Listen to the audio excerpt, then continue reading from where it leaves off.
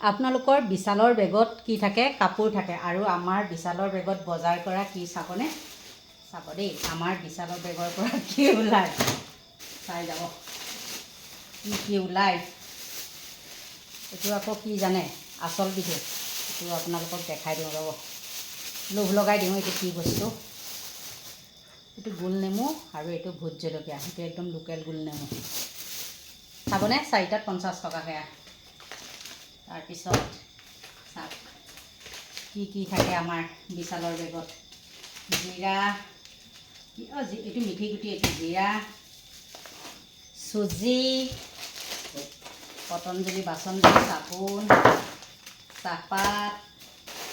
আমাৰ এয়া থাকে মানে, সেইটো কাৰণেহে দেখাইছোঁ দেই। এনেই মই বস্তু আনি এইবিলাক দেখাই নাথাকোঁ,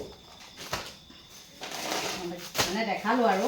আমাৰ বিশালৰ বেগত কি থাকে? আমাৰ বিশালৰ বেগত কাপোৰ নাথাকে। এইটো হ'ল বাদাম, এইটো হ'ল কাজু বাদাম,